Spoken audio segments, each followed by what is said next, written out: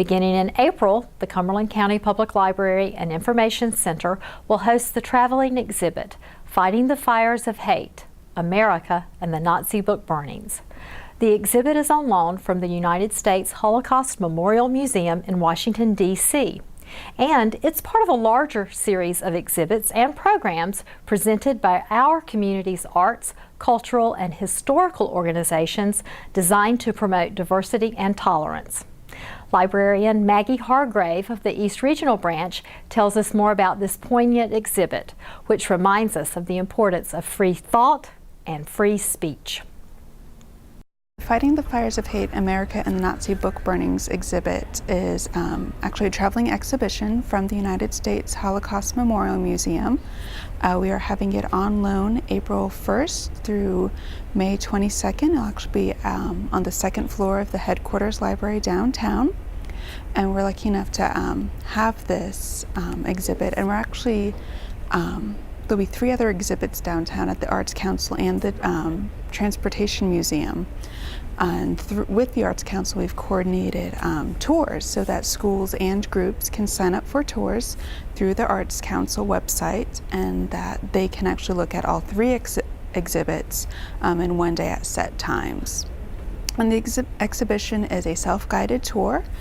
We'll have different kiosks. There'll be reproductions of posters, documents, photographs, books, as well as some audio-visual content.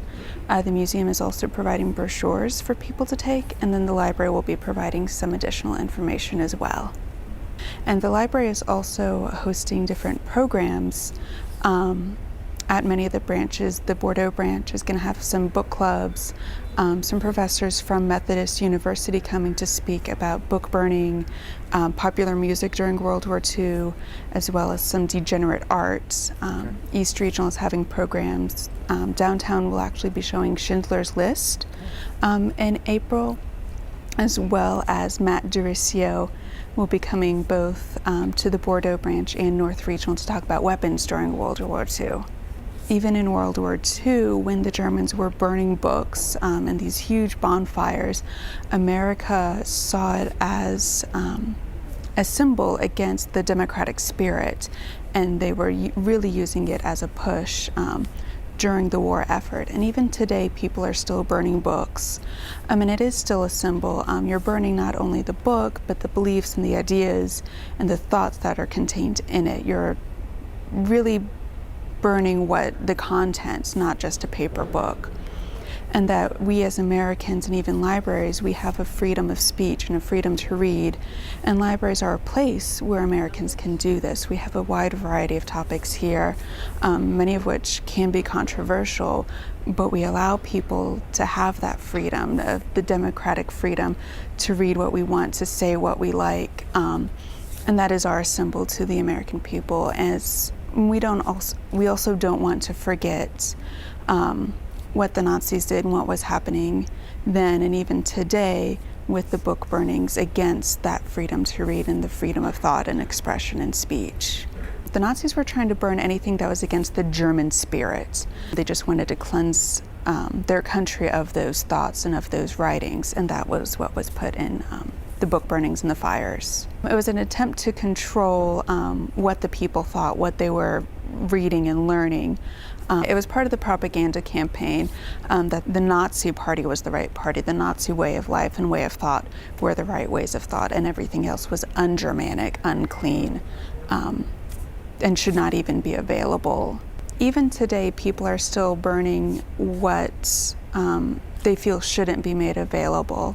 One example, a little bit in the past, but in the 1992, in Bosnia, I think it was, they burned one of the academic libraries, and I think they lost 1.5 million books, rare manuscripts, journals and newspapers going back 100 years, destroying that knowledge and those thoughts and ideas. Even more recently, Harry Potter. There were some people who were very against Harry Potter and what they thought the books could stand for, and they didn't want their children or their community reading that, so they burned their copies. And that was in America. It wasn't happening somewhere else. It was happening here. And that's what we want, to make sure that we don't forget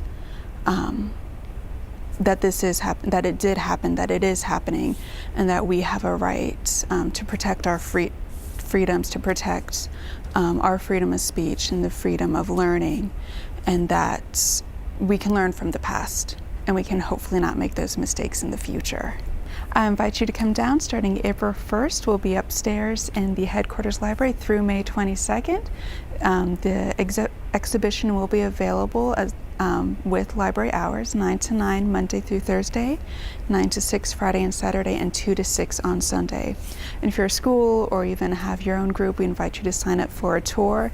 It is self-guided, and you can sign up for the tours through the Arts Council website, or just stop on by during your free time, and we will have information available for beyond what is showing at the exhibition, materials that you can check out from the library. So I invite you to stop by and see us April 1st.